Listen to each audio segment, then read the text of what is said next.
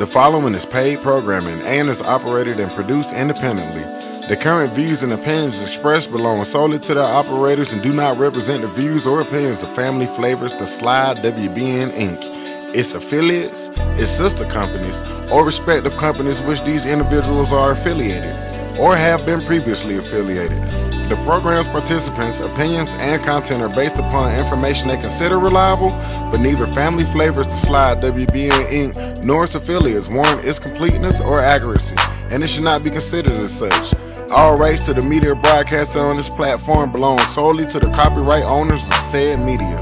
Family Flavors, The Slide, WBN, Inc., and its affiliates do not make claims to own the media broadcasted on our network. Well, good morning, everyone. You are a part of the Be Encouraged show with Frank Sinclair. We are glad that you would come down on a Monday to be a part of what we're doing. The show is dedicated to infusing hope and encouragement into our community. I wanted to remind you, don't forget to run to Amazon, pick up a copy of my book, Dream Again. Lessons on leveraging your pain. Your personal life coach as well, and your personal business coach drops on May 31st on Amazon as well. Those books will help you move forward and help your business be the best that it can be. I'm glad you're here with me. I am the Chief Encouragement Officer for Dream Again Business Consulting, where we bridge the gap between discouragement and hope by helping you realize what you were put on earth to do. And this morning, it's so exciting that we have a group of humans in studio with us that you have been waiting to hear from, and you're welcome.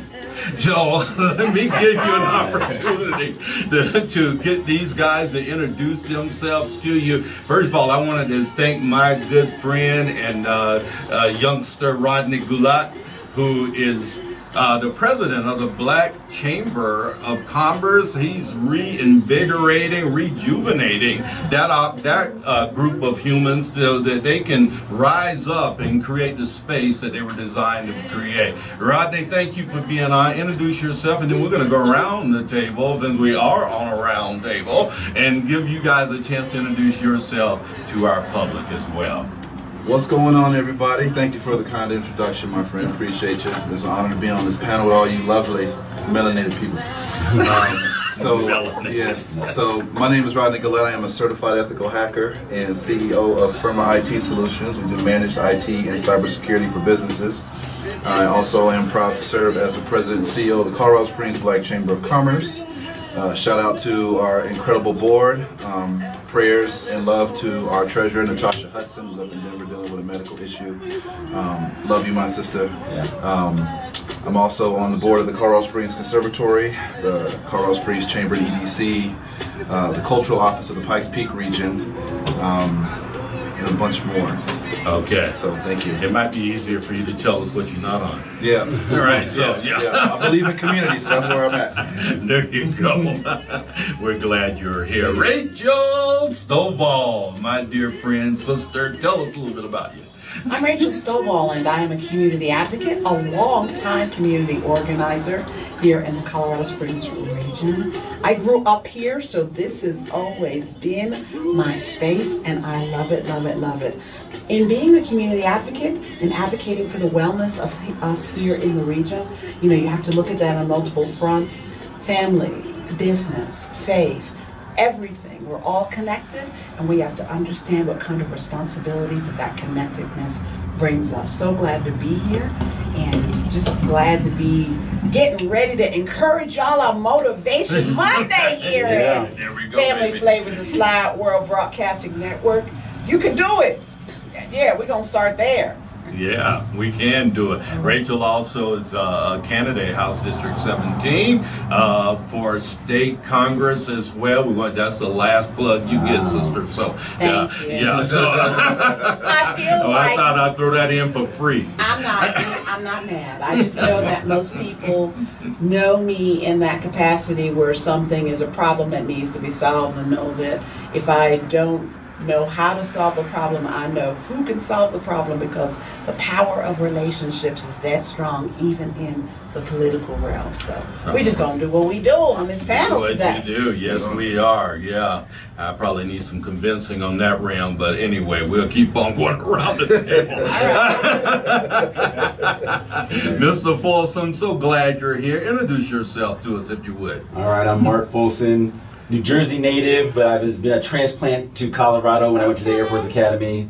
Married a Colorado girl, so I'm back after my Air Force career. Started investing in 2003, single-family homes and multi-units, and now I'm doing commercial real estate to serve our community, because, you know, business owners have to own their own property so they can control their rent, and control the corners that they've trained their clients to come to, right? Yeah. We can help shape the community that way.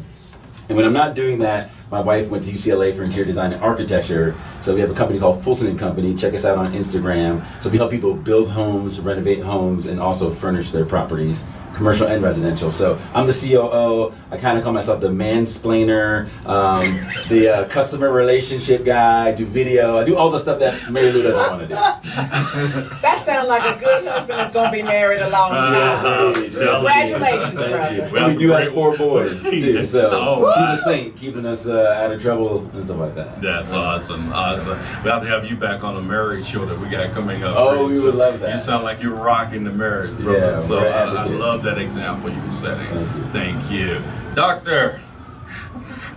Yes. Thank you, Frank, for having me here. I'm Dr. Marvin Lee. I am co-owner and chief financial officer of Purely Redefined Med Spa, which I co-own with my brilliant, talented wife, who is also vice president of the Black Chamber.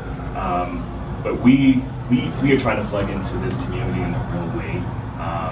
We have seen this community change, and we're so excited about the potential to be more connected, the potential and the opportunity to tell each other's stories and to connect to each other's businesses. So I'm happy to be at this table with such a talented and energetic people who are going to change this community for the better.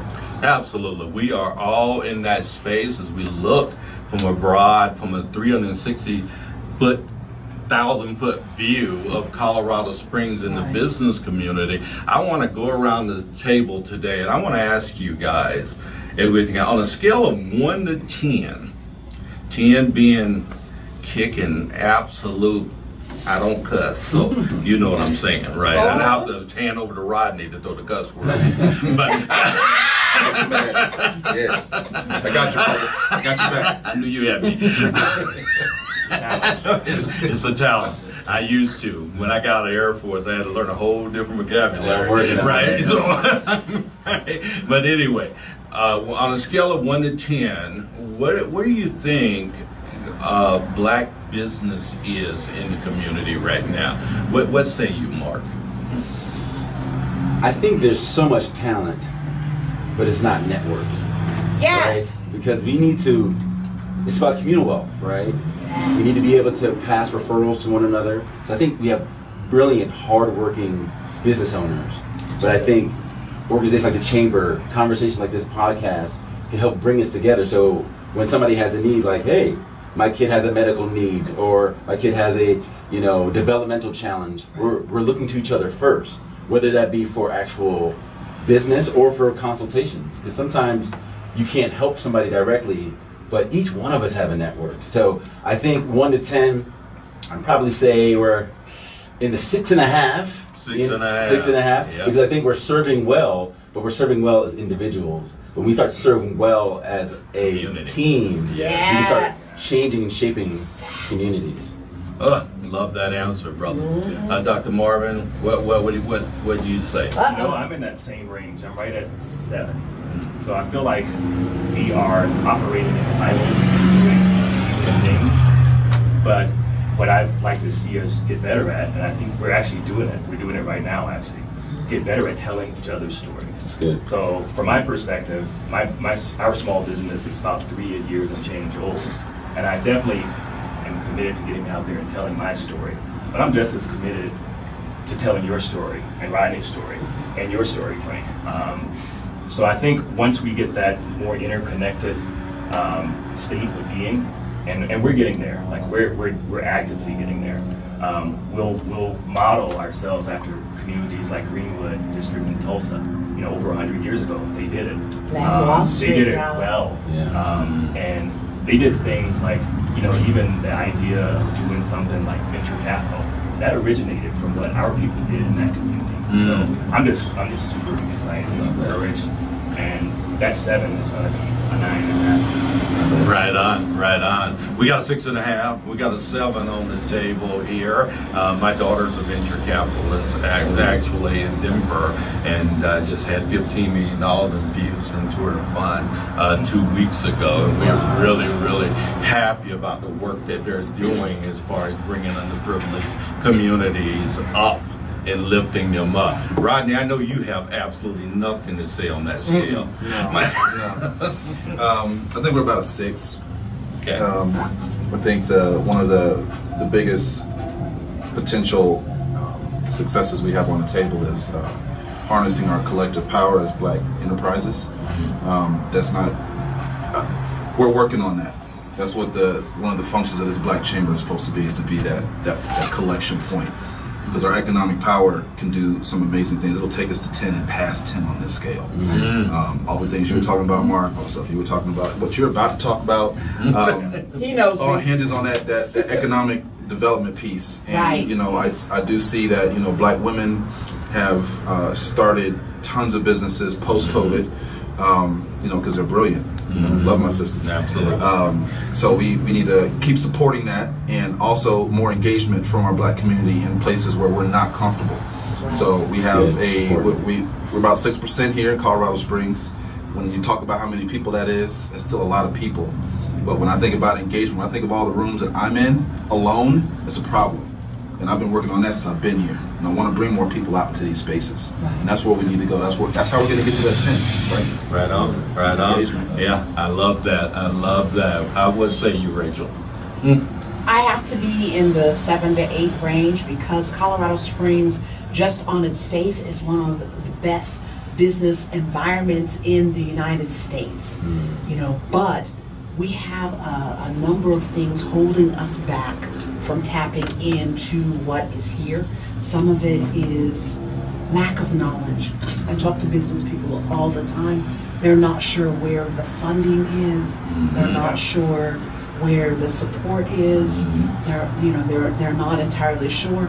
Now, some who are bold souls have forged ahead anyway, and some even succeed, you know, without kind of being tapped in. But we could have considerably more, really be successful, being, you know, tied into one another. And then, like many of the communities around us, we could experience more of the power of the dollar within our own communities by using the services and products that we have, which is just going to require a level of connectedness that we haven't moved into yet. And see, it's because all scarcity has to go. Scarcity of mind. It is time for us to stop viewing one another as competition and view us as the members of a cooperative who are getting ready to go where we want to go. And it also, I sincerely believe, you know, because we're 6% of the population, my band, I would play, sing, entertain anyone, because that green was green no matter who it came from, right? And I would take funds often from there and translate that into service for this community, you know, and that just kind of led to the, you know, I have Rodney's experience too of being the only one in the space, but maybe I view it differently. That's my advantage. The second I walk into the room, the excitement begins because the sister's here. So I love it. Yeah, I love it. I see that as the advantage, not a disadvantage, and certainly not as a barrier. But that's the sort of thing that we're just going to have to support one another in. So we have the environment that has been made different than some other cities. Colorado Springs has considerably less a history of segregation than some of these other things that other cities do. So we actually start at the place of less barriers. When we get that in our minds and we're convinced that we can move into anything and we can create anything, we will. And so podcasts and broadcasts and everything we can do to tell our people that they are able to do this and that we will support them in it is the great beginning point. But yeah, we're not a 10 yet, but we can have it. Yeah, we can. You know, as I think back, I don't know if all of you know that we were on 57 different lists for business environments, and the top 25 times, including the #1 city in the nation for women entrepreneurs, and a lot of other things that have been created and have seen here. How do we frame positively? We have to stop having groupthink, in my mind. We have to stop. I mean, we're individuals. We're a group, but we're individuals, right? So groupthink doesn't work.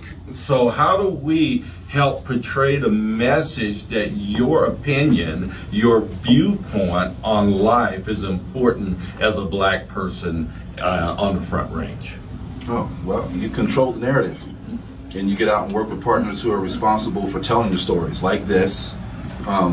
Family Flavors, the Slide World Broadcasting Network is a good place. You know, work with the local media.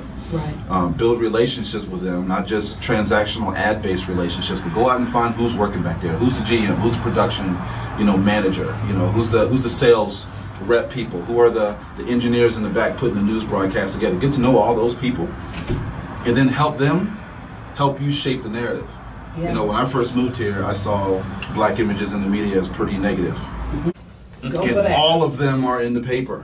I love that. Yes. And we all need to keep building and branching out and building relationships like that with people, and that's how you get it to fix. All right, control the narrative. Controlling narrative. We're going to come back. Dr. Marvin, Marc, I want to hear from you when we come back, as maybe because mindset is such an insanely important space in building anything in life with humans involved, right? Tell me your impression of mindset relative to the black community, black business, and how we need to flip, if we do. Maybe you got a different outlook on that, but how we can see mindset become aligned with success. Frank Sinclair on the Be Encouraged Show with Frank Sinclair. We're taking a break right now. We'll be right back with this brilliant panel of human beings in studio today. Thank you. Are you looking for a strong legal team to help you through a time of crisis? So I think that whole narrative thing is really, really important, and what we don't realize is that they would like to tell the positive stories about us. I wrote incredible humans in studio with us today. So, thinking about that mindset piece, right? Well, bring something to the table. Help us to understand where we are from a mindset standpoint, and maybe where we can go. So, the first thing I would say is sometimes we are afraid to leverage local talent in our community. Afraid to see each other as experts. Like when I look in this room, I see a room full of experts. Absolutely. And sometimes the perception of favoring your community, for example, makes us somewhat hesitant to engage in real business-to-business relationships. So we make a point to do businesses with competent black folk companies, like Farmer Action, for example. Thanks, South Rodney. Absolutely. Like we certainly don't want to. I'm just joking. Engage people who are not at the level, but when people are at the level, don't be afraid to reach out and use their services, because that builds that connection. Right. The other thing in mindset for us, we're afraid to, sometimes our dream is too small. So if you start a business and your goal is barely to get by, you're too risk averse, then your business is not going to grow. So sometimes we got to be of the mindset that we take a bigger risk, and whether that's plugging into financial sources. I mean, that's a big determinant of who wins and who loses. But sometimes we ask for too little, and that's what we receive, and we compromise our businesses sometimes when we do that. But I think overall, seeing each other as experts and not being afraid to plug into that expertise that's right here in our community. It's a big step for me. Man, that is so good. It's so good. Right? That was incredible as we think about that. Right? I tell people all the time, I have nearly 25 coaching clients, and I tell them, why are you thinking so small?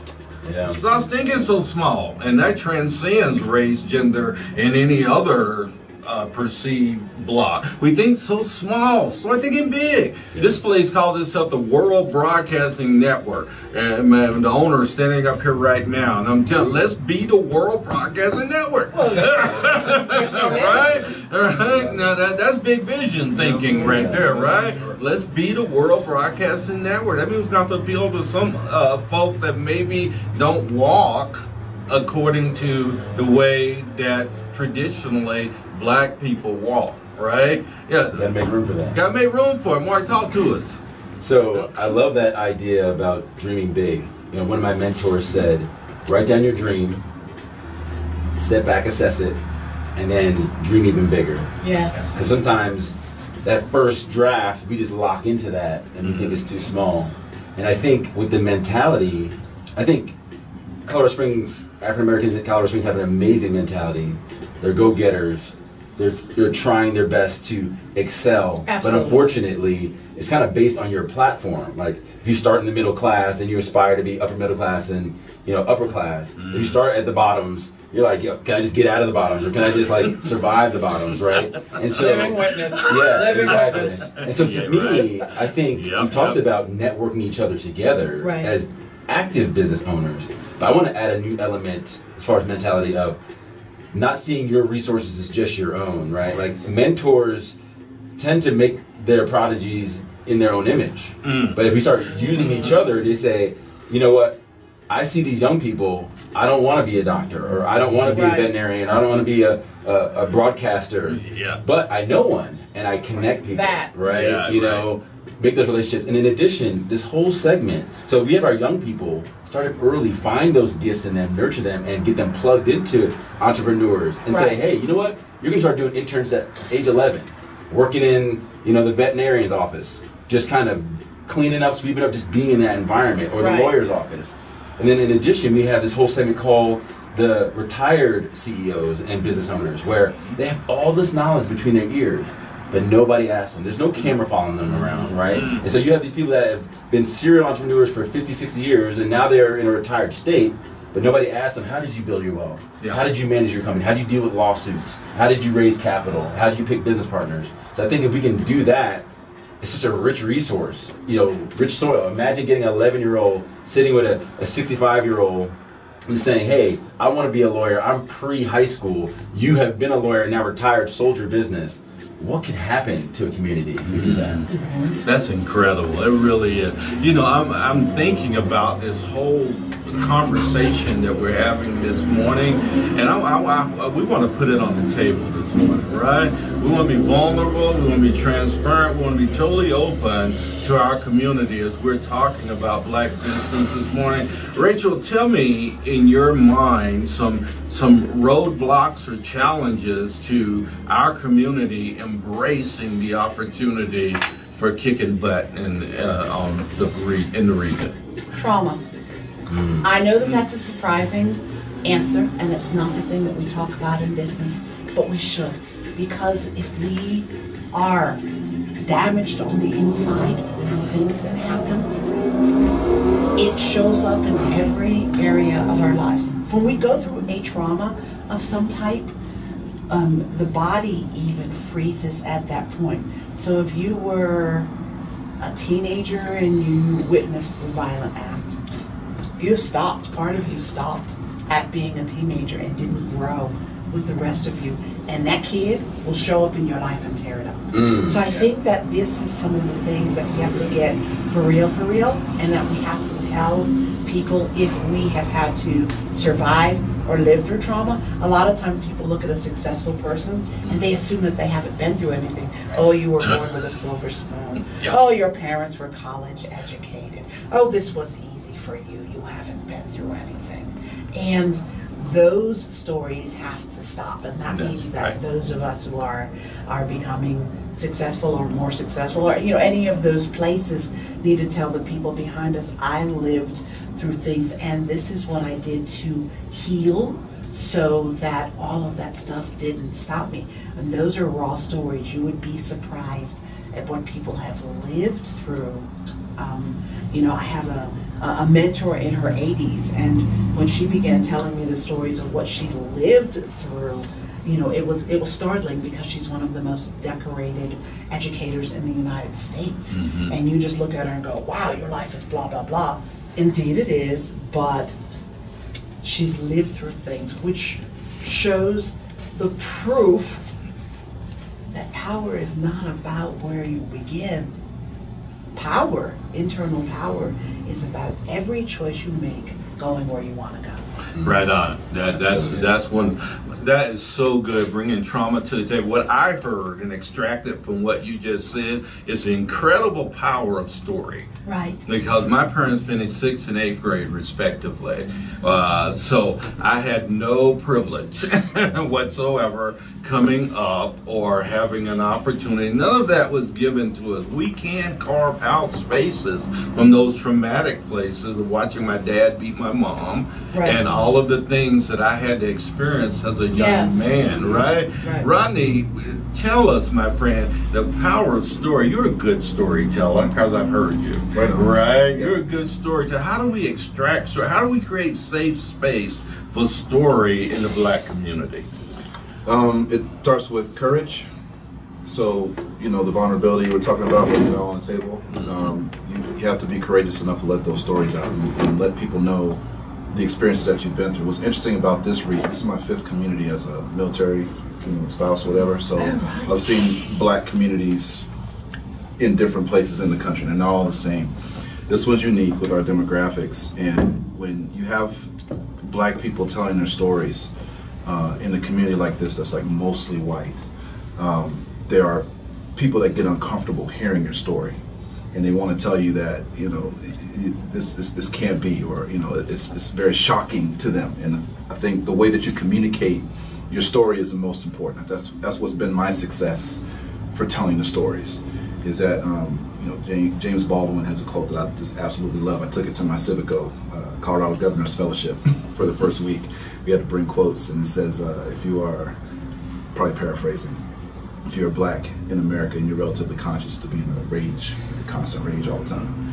And that always speaks to me, because I'm angry about a lot of things I see. I'm angry about Brooklyn. I'm angry about the massacre happened in New York. I'm angry about the summer of 2020. I'm angry that there's they caught a violent criminal here and took him alive recently. I mean, it's great, but I saw a young Black man get shot a bunch of times here. You have to be able to subdue your passions. It's a Freemason thing, and tell your story without letting the anger get to you, and channel that anger into something positive to make a change for other people. Because there's lives at stake. The stakes are so high right now. We definitely have to be on message with these stories and make sure that the communication of the stories gets through.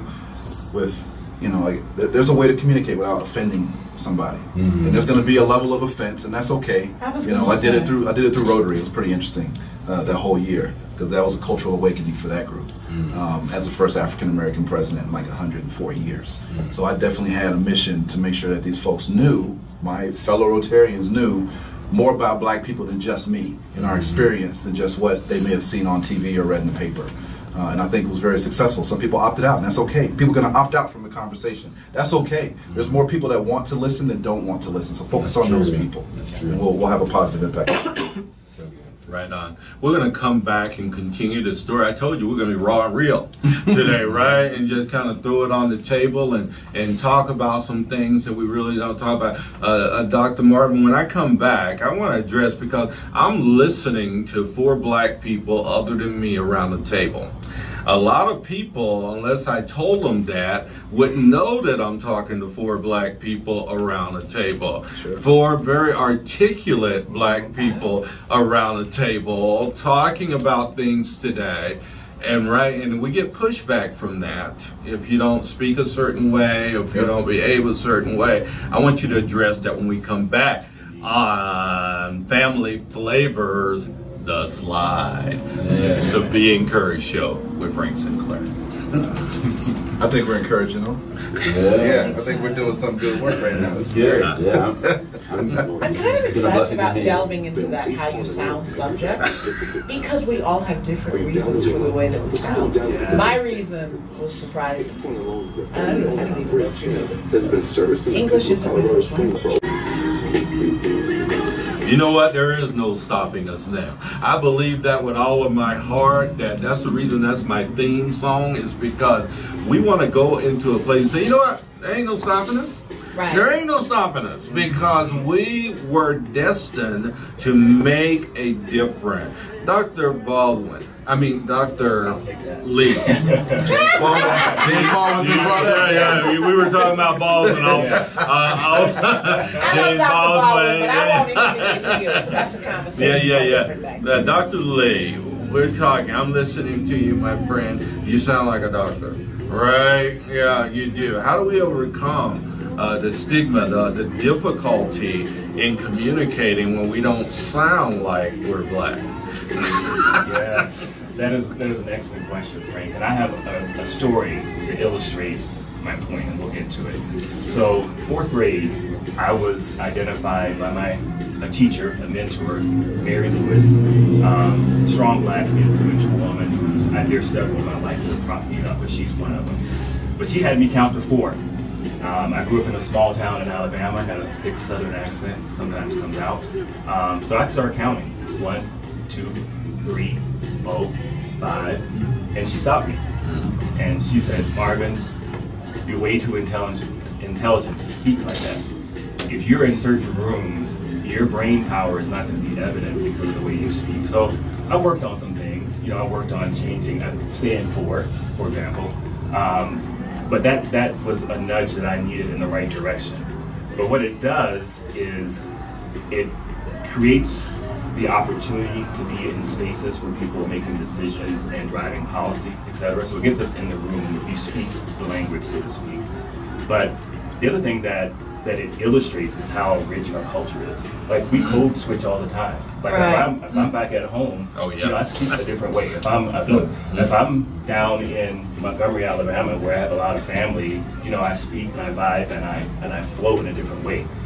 And when I've been in HBCU, I went to HBCU for my medical school. I went to an Ivy League school for my undergrad. I went to an international business school. But I can navigate those situations because I can switch it up. That's something that black folks have been brilliant at for decades, for centuries. But it speaks to the richness of our experience. It speaks to the fact that we have this double life, this dual consciousness, seeing yourself through the eyes of others and fitting into those spaces when we need to, but also just being able to relax and vibe with my people. Like, for me, it's one of the most brilliant, one of the things I enjoy most about being who I am in my skin, like my ability to connect to folks on different levels. Indeed, and that really is so helpful. I appreciate you saying that, because not a lot of people have that opportunity to have that, and that can fit in different contexts, right? There's only one way. Mr. Folson, it's so good meeting you this morning. You're an incredible human. He really is. If you hadn't met this guy, you better. That's all I got to say. If you're in the community, you better meet this guy. Tell us about, you went to the Air Force Academy, first of all, and doing some other things. Yeah, he looks like he's 19, but he's getting ready. Black don't crack. Get ready to retire from the military and doing some other great thing. How have you navigated space being who you are? That's a really good question. I think, I have the pillars, right?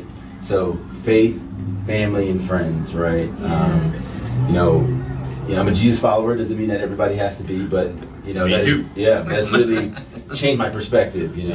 My anchor verse is Matthew 6:33. When I was 24 years old, right after the Air Force Academy, I was really struggling with identity. I was trying to be the party boy. I was trying to be an engineer and a track star. And I didn't have those giftings. And it wasn't until I said, you know what? In Matthew 6:33, God is paraphrasing. God saying, hey, I know you need all these things, right? As a business person, as a young mother, or as a young person or an older person, everybody has different needs. But God knows those needs, whether it be, you know, for me, I was putting girls as my God, or money was my God, or friends were my God. And so I had to kind of get that in order. So God kind of put me, I was actually going to go to pilot training. I had a pilot slot from the Air Force Academy, and you know, I was really praying about should I go or not. You know, I was walking in Daddy's footsteps a little bit, you know, being an engineer and getting into aviation. And he set a great example for me, but I realized flying wasn't for me.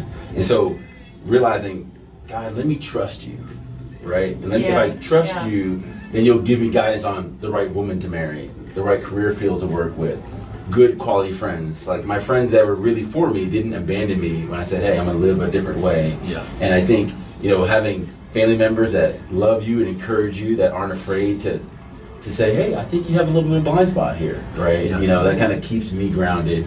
And then friends, you know, some friends are closer than family at times, and that's okay, that's by design. So even in Colorado Springs, there's community, right? There's opportunity for real, genuine relationships, where you can meet people that, whether you're single, married, a widow, find people that can just pour into you and say, I believe in your business, I'm gonna support your business. Or, hey, you're working a little bit too much, enjoy some counseling, enjoy some date nights, because, you know, I see mental health, I think it's a good point you brought up.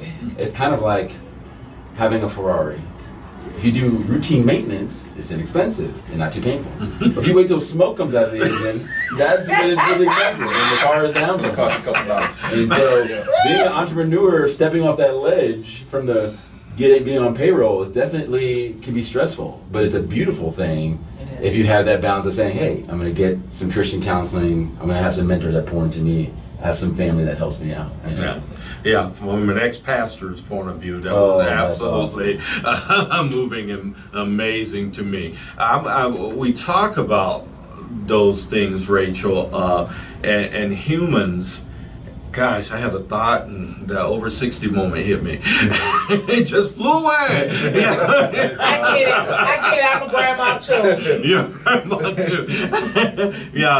But just following that thought, Rachel, as we are just trying to mentor in our community here, and you know, my heart is so, I see young black people, I'm gonna tell you, it really hurts me at times that black men rarely look at each other in the eyes.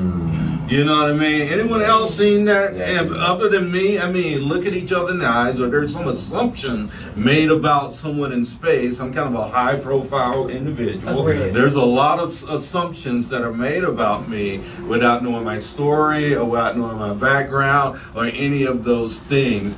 How do we get past those assumptions that are made about one another? The petty jealousies that seem to arise in our community. Let's be real, right? I mean, the green-eyed monster of envy that just seems to create just so many roadblocks between us and our community. I think that we have to engage in a mindset that we do this. If you're that person that has aspirations, assume that the successful person wants to help you, and it will show up in your life like that. I met a young man recently, and I can't tell you all the details, but oh my! Oh, shoot. I'm so sorry. That was me. I'm sorry. Our engineer got involved. He was in a bad spot, transitioned in between homes, going to a local college, actually doing well in the restauranting industry. So I brought him a card and gave it to him and kind of smiled, and he said, what is this for? Should I go ask this person for a job? I said, maybe. I have set up an appointment for you to meet with this person. He's like, he has 3 restaurants. I said, right. Which you should talk to him. Why? He said, because he knows what I don't. I said, right. And he's like, oh, you know, I can't see myself talking to somebody like this. Stop right there. That's the mindset that needs to change. I was like, this man would love to tell you all about what he did to go from 1 restaurant to 3. He'd love to tell you all about it, because people who have wisdom are wanting to pour it into others. I do a Black networking, a business event, and we were at Club Tilt, and Albert, the owner, who has 10 businesses, shocked me. He takes the mic and he starts talking to this audience. I have 10 businesses, and I can tell you how this works, and so on and so forth. I was like, yes, yes. That is the sort of thing, you know, that we need to have. And it used to be, before integration, we moved in more of that. I know this is controversial.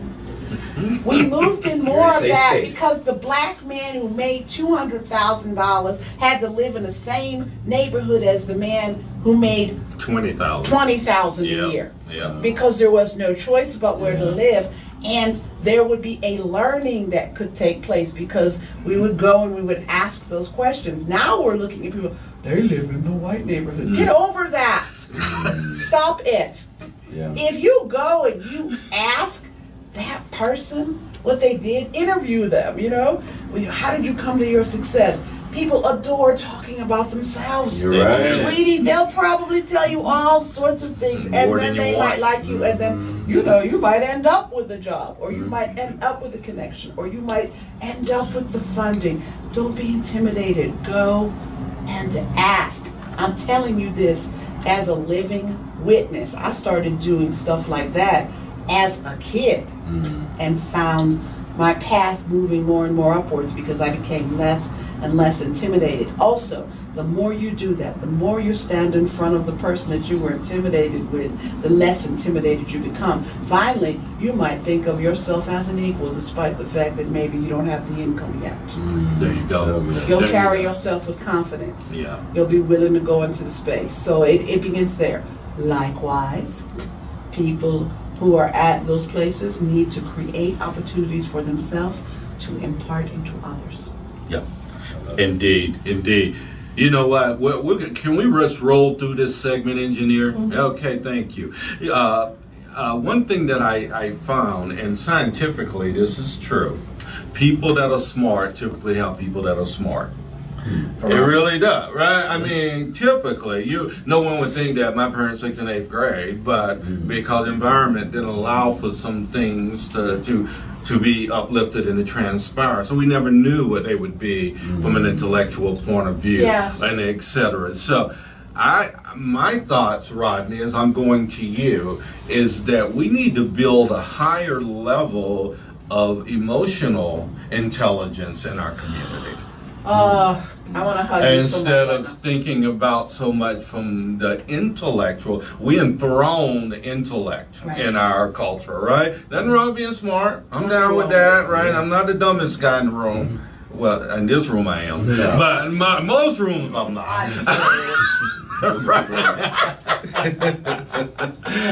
I'm glad you're not intimidated, because that's the key. Don't be afraid. Don't be afraid. So we think in terms of how do we help to uplift our emotional quotient in the Black community where people can engage emotionally and not be afraid? You know, I think it starts with us knowing what the threat is and why you even had to ask that question. You know, there's a really short publication called The Making of a Slave, and I tell people that they should read that. Is that the Willie Lynch thing? Yes, yes. And you know, it took me a long that's time. some intense stuff. It took me a long time. It's only like 30-something pages, but it took me like 2 years to read it. And one of the things that it points out to me, several things. When you don't know what you're fighting against, you can't fight it. And everything, like this book was written a long time ago, and I look at us in 2022 and we're still suffering from a lot of the same things that this man said would mess us up for generations if the people in power at the time like just followed those rules. So for us to know as Black people, like the psychological warfare component, like the systems that are set up to try to destroy us, if you are aware of these things, you can fight against them. Part of that is us fighting amongst ourselves. That was by design. Right. Part of that is like, you know, being fearful of each other by design, you know, not looking each other in the face by design. Like, we have to consciously break those chains, and those chains are all mental. You know, nobody's putting water hoses on us anymore or seeking dogs, like, not really. But there are other things that have come in its place that have evolved to try to trap us in an environment where we can't function. Like those limits, a lot of them are mental. Just know that you can fight them, and that there are other people out here that are championing you to do better. Yes. And to fight those things. And if we create that culture of empowerment, I want people to feel empowered. Like, dude, you're powerful beyond measure. Don't be afraid of that power. It's okay to be powerful. God made you powerful. Yes. Right. Like, just so live it. Like, we've gotten this far because we're powerful. Exactly. Dude, just think of after we're about to celebrate Juneteenth. You know, and Dr. King says The it was national like, it was holiday, freedom. the state holiday. And Dr. King describes, you know, the liberation of slaves as, you know, freedom to the winds and rains of heaven. Like, dude, it wasn't easy. We weren't given nothing after being emancipated, you know, but not shortly after. You have told us, you know, not shortly after we were figuring out, we're reading, we're breeding, we're letting people know and becoming successful. And there were things that were there to destroy us at those times. Like, dude, those things haven't gone away. They still exist, but dude, we can fight. I know for a fact, and this is for great emotional, it definitely helped me. You know, you can say what you want about Barack Obama. You can like him, not like him, don't matter. But for 8 years, we had a somebody that looked like me as a president of the United States. I could look at Fox News, I could look at MSNBC, I could look at CNN and see this brother doing his thing. So I know right now there is not enough racism or any of that systematic stuff in place that can keep anybody in the sound of my voice from getting where you are right now to being president of the United States. Right. It's doable. Right. You can do it. So focus on that. Don't focus on those issues so much. Focus on what you can do to break those barriers, to break down those glass ceilings. I wear shoes because I'm walking on glass all day because I'm shattering ceilings or knocking in doors. And do it for other people. It's not always about you. So put other people, put other people in front. If you are doing well, do what you can to radiate that light onto others. Yes. And let them feel empowered. If you're winning a whole bunch of awards, maybe don't put yourself in for nothing. Don't accept no awards. Like, spend your time putting other people in for stuff. Yeah. And that one spotlight moment for them could change their whole life. It'll make them feel like they can do anything, and then they'll pay that forward. Right on. Yeah. Right on. Gave him the mic. He went off. So I'm just saying. So you're through. All right. So you have to like wrap up the show after that. Like, okay, we done. I'm just saying. Dr. Marvin, leave us today as we're closing up our session on Black business on the Front Range with something positive for the people, something hopeful and uplifting. That's a tall task, especially after coming after Rodney. But, you know, Exactly. No one wants to speak I would after say Rodney. this: the mental part of it is the most essential. So, Yassine Bey said that they put you on the yacht but won't call it the slave ship. We have to get ourselves on. We got all the capacity, all the power to do that within our community and within ourselves. Right here. So embracing that is the first thing, the first and most positive step that we can make. And I will tell you, all these folks in the room right now are doing it. They're doing the work. I'm watching them. My wife's doing the work. My superhero, Dr. Kenya Lee, shout you out, love you. Yes. But it's happening. We're getting there. Changing the mental part of it is super important. You know, the other thing that comes to mind for me, and is all like from Yassine Bey hip hop lyrics, but sometimes we are violently competitive. We're taught to be that way. We are, in some circumstances, traumatizing each other, right? Getting out of that mindset, but also that cycle where Black men traumatize Black women traumatize Black men, and you know the whole blame game. But I'll say that our community is coming out of that mindset. I see it. I've been here since 2002. I've only been gone for 2 years of that. And I see such positivity, such potential individually, but also such potential for connectedness that I'm encouraged, and we're staying. You know, we've contemplated leaving this community a couple times, and we left once to go to Georgia. I took a gig in the Marshall Islands where I was chief medical officer. We came back, but this community now has so much power, so much potential, and so much promise that it's home for good. Right on. We're glad that you are here, you and your beautiful wife. So thank you for doing that. Indeed, she is. And Mark, take us out with something really positive and uplifting for the people. Just know that your tribe is here in Colorado Springs. You have support. Your story has just begun, and today, do something different to move towards your goal. If you're doing something amazing, continue to pursue those good habits, because it's just one step at a time, one day at a time.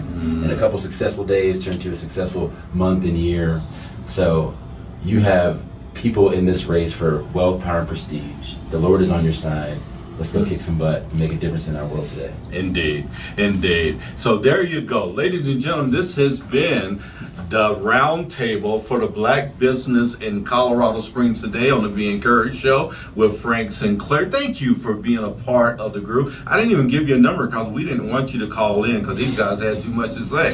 So that probably would not have worked very well. So anyway, call in. We do. Motivation Monday. I typically follow Ms. Rachel Stovall on the show today. On with Ron comes on even earlier on the show. We're at Family Flavors, a Sly World Broadcasting Network with your guy Frank Sinclair. We love you in this community, and we want your life to matter the way that you were designed for it to be, for it to matter. Reach out to any of these incredible humans. Reach out to me. We will lift you up, because as always, as we leave our show, we leave you with these words: you always be encouraged.